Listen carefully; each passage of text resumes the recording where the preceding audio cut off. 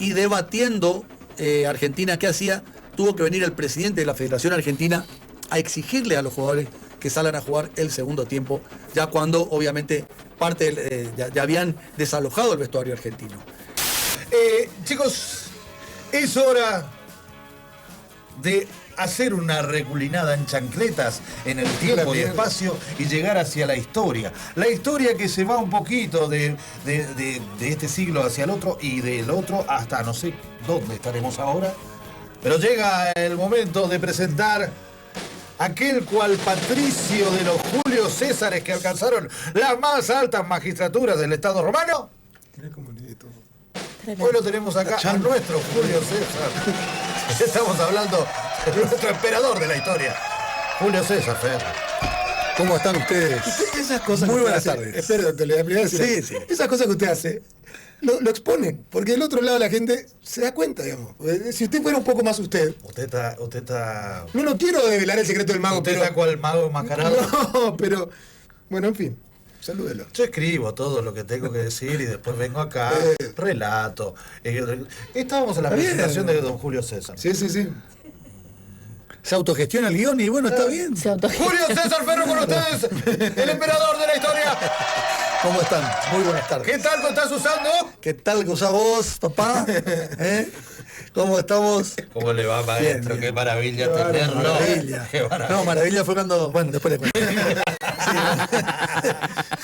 ¿De qué? Lo que me pasó hace un rato, sí, pero no pasa nada, ese fue maravilloso. De ver. Pero no pasa nada. ¿De qué vamos a hablar hoy? Porque estamos en ¿Qué vamos a hablar la hoy? duda, en la ignominia. No, estamos... Ignominia metió. ¿Está bien? Sí, no, está. No, entró, pero nada. Ayer lo criticaron por algo. ¿Qué es algo No entendí. ignominioso? ¿Qué es la ignominia? La derrota total, Claro. la debacle donde vos no podés... La desazón, doctor. Total y La absoluta. desazón. La ignominia, sí.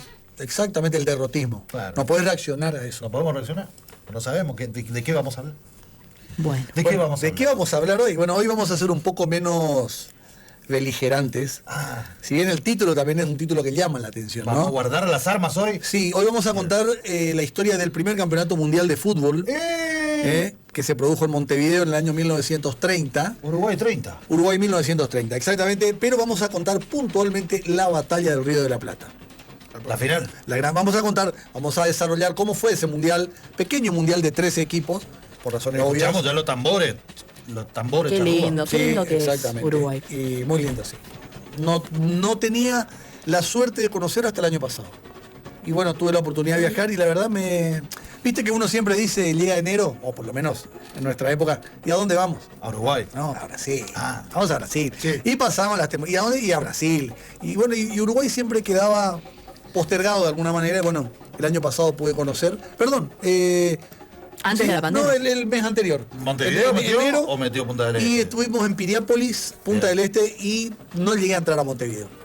Pero conocí más o menos Casa Pueblo. Ya quedó toda esta en la gorlera. En la gorlero sí, quedó sí, toda. ya, que quedamos quietitos, estábamos. Sí. Cuando pasamos a la vuelta, sí. Dos ya. cuadras de la gorlero Sí, ya sí, se va quedando la hipoteca. Todo. Pero pudimos ir a Casa Pueblo, a la casa de Páez Vilaró. Qué lindo. El mejor atardecer del mundo. Qué lindo, muy lindo, la verdad. Impresionante el lugar donde eligió él para hacer su casa, ¿no? Pero bueno, vamos a contar.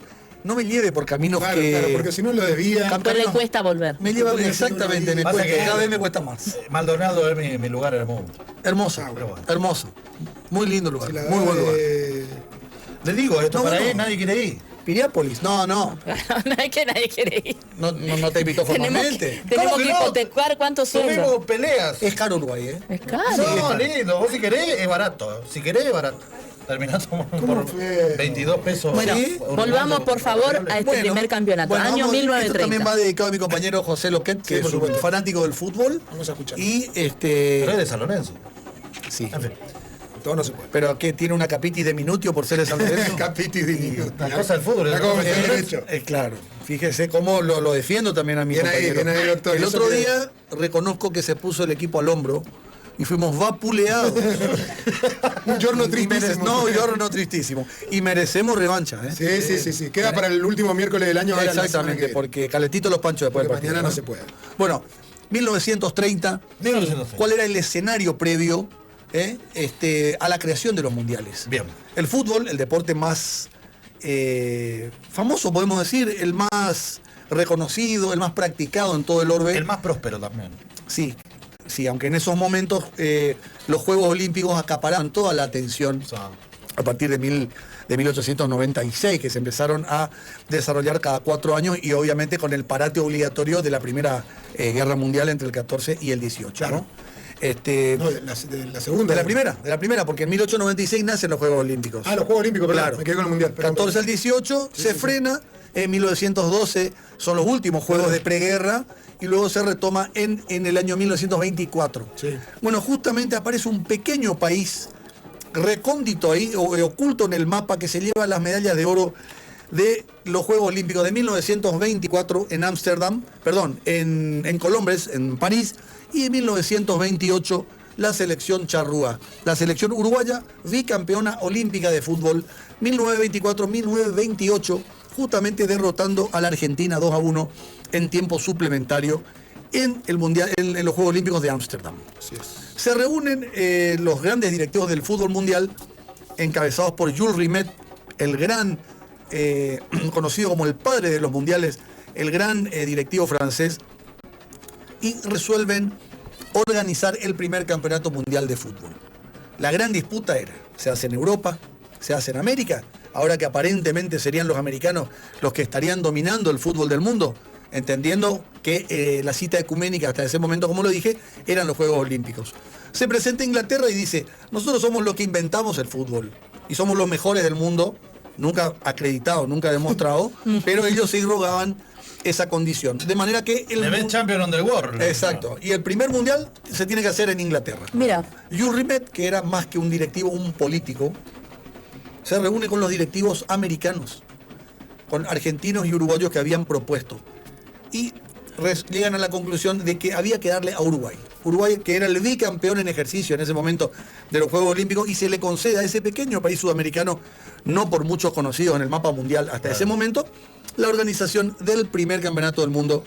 Doctor, hay que decir que Europa 1930 estaba para atrás, ¿eh? Una piojera tenía. Tenía una piojera, pero ya no te olvides que la Belle Époque era toda la década del 20, había resurgido de alguna manera. Posguerra. Exactamente. Entre guerra, digamos. Entre guerra, yo le digo porque después, ahí nomás ya estaba la Segunda Guerra Mundial. No, yo le hablaba por el rebote del 29 que afectó a todo el mundo. Sí, pero viste que la infraestructura desde ese aspecto ellos la mantuvieron siempre, sin perjuicio de que es cierto, la caída de la bolsa de New York en 1929, ese quiebre bursátil en Wall Street, generó una locura en todo el mundo. Disculpame el dato, José. Tampoco de culo. Disculpame, no, disculpame. No, tiró cuando hay que darle la jineta cuando en Boca hay que darle la jineta. Bueno, la cuestión es que se enoja Inglaterra, dice no, yo no voy a participar. Muchos de los países europeos entendían que era demasiado largo el viaje, no se olviden que en esa época los viajes tenían que hacerse en barco. Tardaban entre 45 y 50 días en barco desde el viejo mundo hasta llegar al puerto de Montevideo. los ingleses. Se enojaron los ingleses. Fuck you. Sí, directamente no participaron. Claro. Hicieron una suerte de boicot al cual se plegaron otros países europeos. Solamente 4 países europeos participaron del primer mundial de fútbol. Francia, Rumania, Bélgica y Yugoslavia. Los que realmente incorporaron número y formaron de esta manera el mundial fueron los países sudamericanos. Claro. Que salvo Ecuador, Venezuela y Colombia, el resto se presentaron todos, más los dos. México por Centroamérica, por la vieja y querida CONCACAF, la Confederación Centroamericana y del Caribe de Fútbol, y Estados Unidos de Norteamérica. ¿Metió Estados Unidos? No, Estados Unidos llegó a semifinales. Mirá. Entonces, con 3 equipos se iba a formar el primer campeonato mundial en julio del año 1930, coincidiendo con los 100 años de la Declaración de Independencia Uruguaya. 1930 es allí donde se construye a velocidad sideral el Estadio Centenario de Montevideo. Ahí está, mirá. Estamos, para los que tienen Telenor, en el 21 de Gigaret, estamos viendo imágenes que los compañeros Gaby y Mati, ¿no? ¿Están ahí? Sí. Un gran saludo para ellos. Están mostrándonos, reflejando las imágenes de aquel gran mundial. 3 equipos, 3 zonas de 3 y una zona de 4. ¿A dónde vamos nosotros? A la de 4. Y claro, como siempre. Siempre los obstáculos, A la cola. ya desde el principio de los tiempos. Siempre muy franco todo. Siempre es complicado para la Argentina. La cuestión es que cada uno de los ganadores de las zonas se iban a enfrentar en semifinales. Argentina termina ganando el grupo, mostrando un gran ¿cómo decir? Un gran... El primer mundial de balonpié. de balompié, sí. Ahí hay fotos, ya, esas fotos están pintadas a mano, Tremendo. Eran fotos de blanco y negro, por supuesto. Coloreadas a mano. Ahí está. Vamos a la celeste, vos. El primer campeón de la historia, Uruguay 1930. Un buen rendimiento argentino lo coloca automáticamente como uno de los grandes candidatos. Ya desde el comienzo del Mundial se hablaba de la final Argentina-Uruguay. Mira, eran los favoritos. Eran los favoritos. ¿Por qué? Porque habían, en el año 1928 habían definido los Juegos Olímpicos en fútbol. Y en 1929, en el Sudamericano que se hace en Buenos Aires, Argentina derrota en la final a Uruguay y en los dos partidos hubieron serios problemas. Los jugadores se trenzaron a golpes y venía ya una pica tremenda. Y se armó, ¿cómo decían? Dale, va, total. No, ya venía con una pica entre argentinos y uruguayos que iba justamente a... Gardel uruguayo, sí. ¿no? Gardel. Y ahí Bueno, armó. hasta por eso peleaban. Sí, pues. Justamente Gardel visita a ambos equipos, la de Ladino también, no se jugó. Sí. Visitó a los dos, saludó a El tipo uno, tenía que vender saludó a discos, los ¿no? otros El y tipo- quedaron enojadísimos, sobre todo los argentinos. El porque- tipo tenía que vender discos. Bueno, en definitiva, ¿Cómo le Gardel, va, muchachos? Gardel era francés.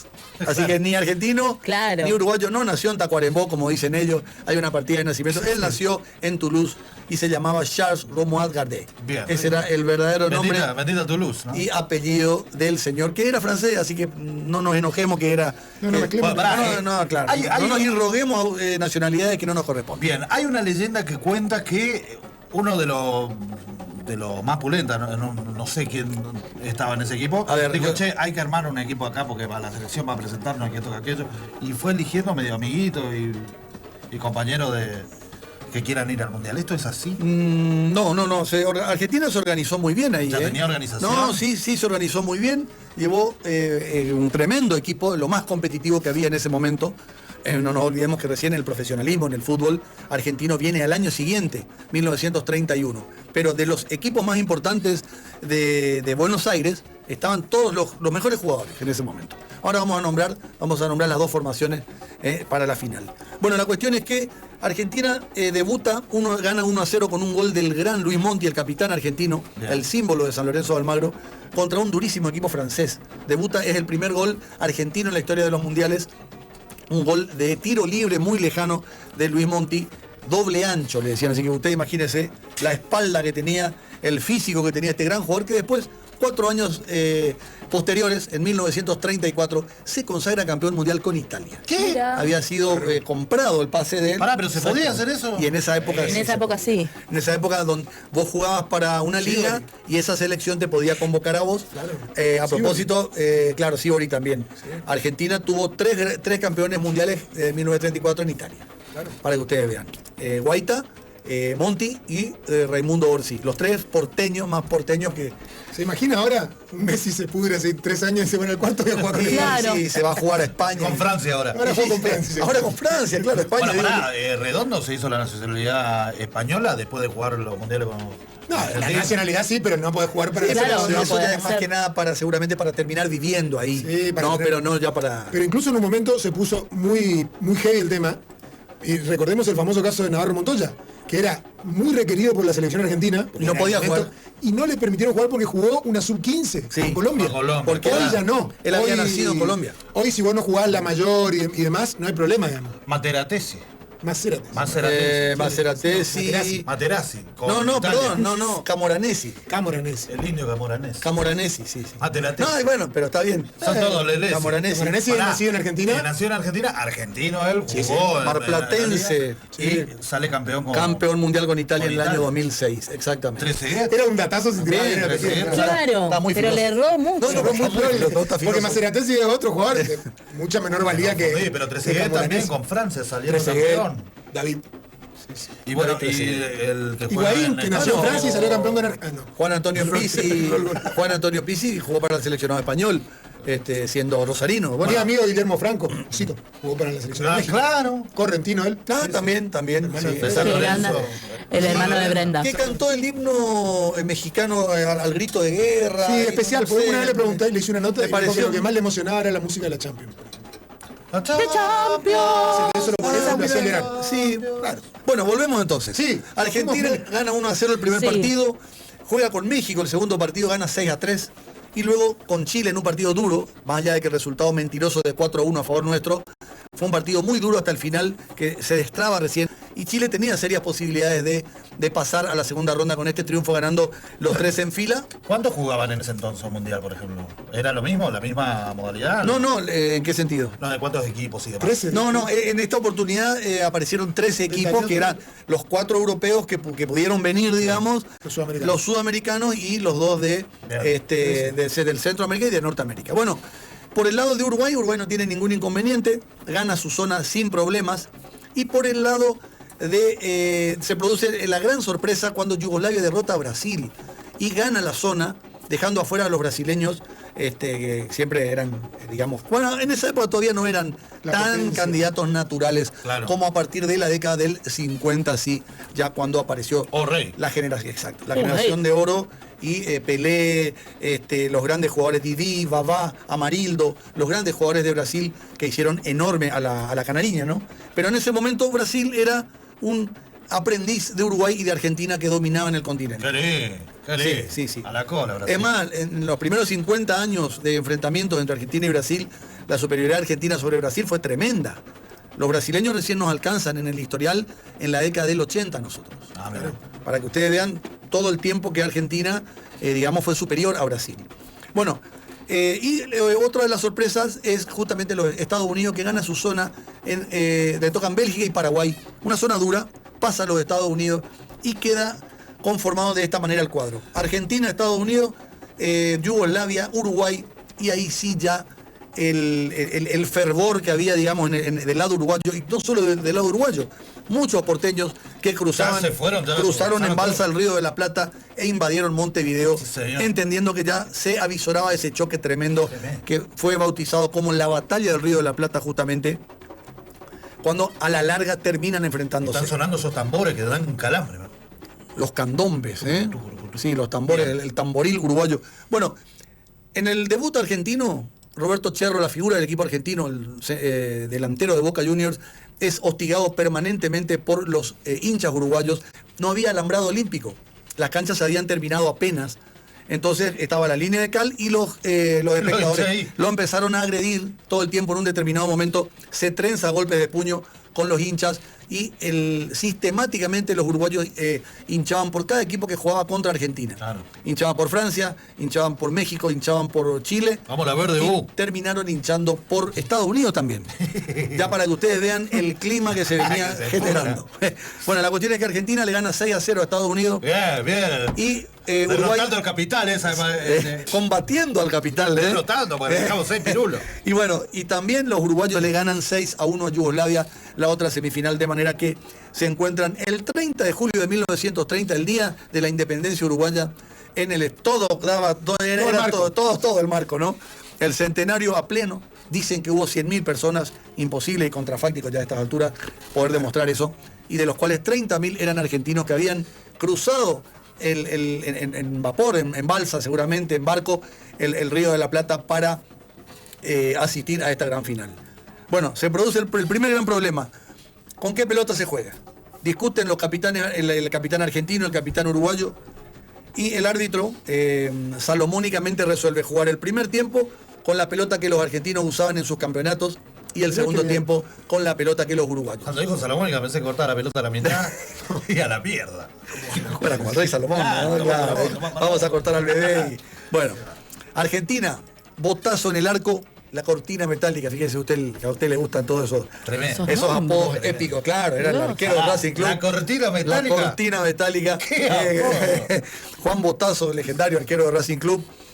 Paternoster y Pechito de la Torre, la defensa. Pechito de la Torre. José Pechito de la Torre, la defensa completa de Racing, ¿eh? Paternoster, el marqués Paternoster y de la Torre, los dos backs en esa época, eran los dos centrales.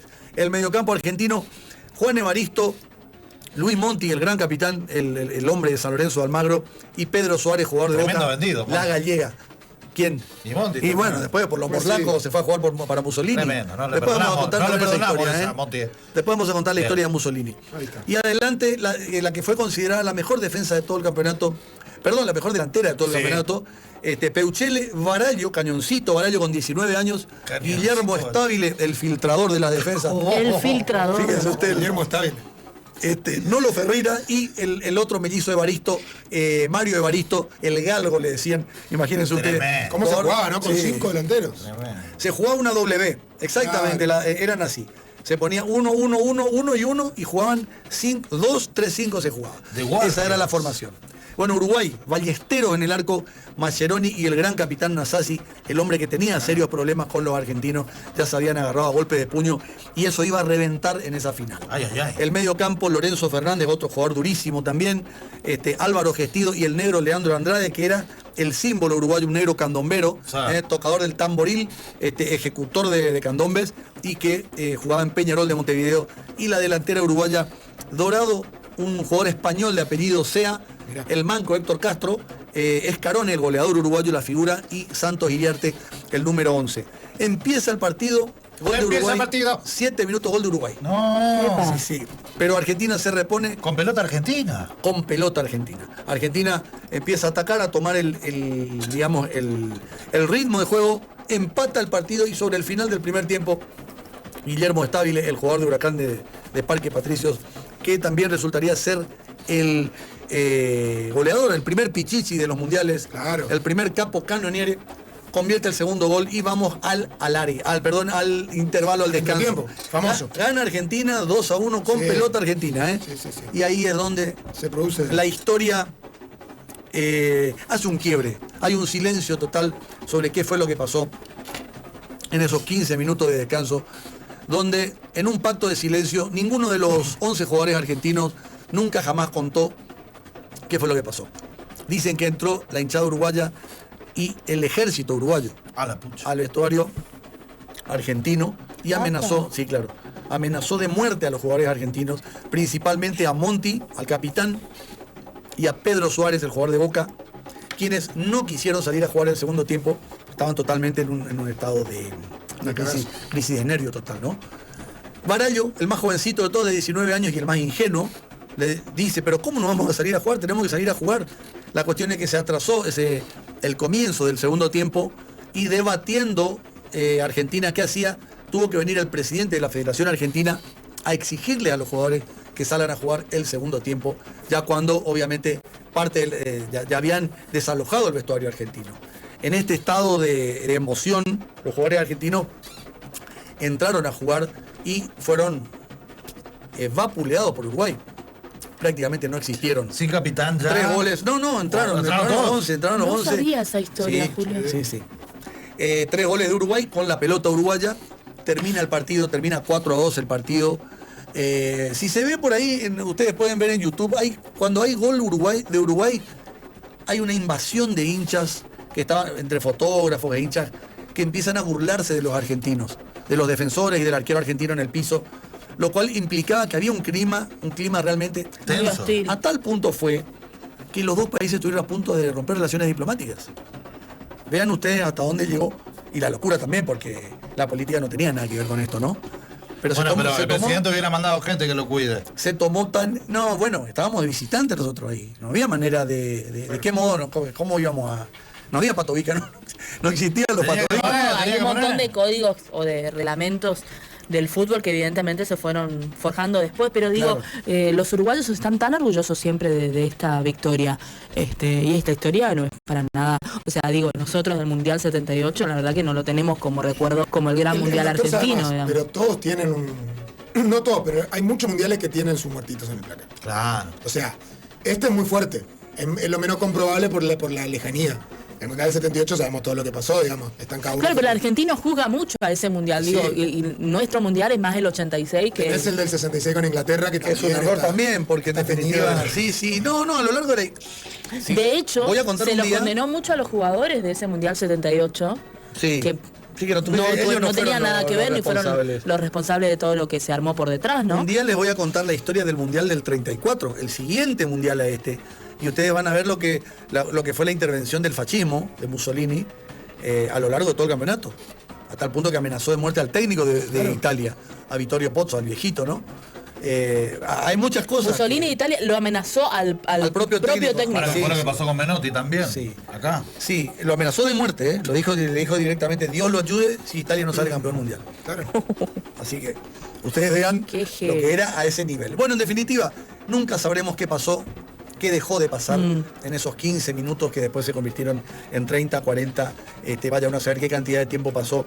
La cuestión es que Uruguay, 4-2, gran triunfo uruguayo, primer campeón mundial, la celeste. Argentina relegada al segundo puesto y empezando a forjarse una cierta fama de hipotermia pectoral cuando llegaban los grandes momentos, los momentos duros, los momentos Lo difíciles. definitivo. Cuestión que después se fue revirtiendo con el Obvio. tiempo, se le fue ganando muchas veces a Uruguay, hasta el punto de que hoy en el historial creo que le llevamos como 30 partidos. otra la situación. Exactamente, Pero pero, entra en los mundiales Uruguay ahora. Tremendo. pero en ese momento Están garroteados. dominó, hay que reconocer que Uruguay dominó la década del 20 y ahí es donde aparecería una nueva potencia en la historia del fútbol, que es justamente la selección de Italia, que dominaría la década del 30 hasta la locura de la Segunda Guerra Mundial, ganando los mundiales del 34, el 38 y los Juegos Olímpicos de Berlín del 36. Muy bien. Excelente. Fuerte el aplauso.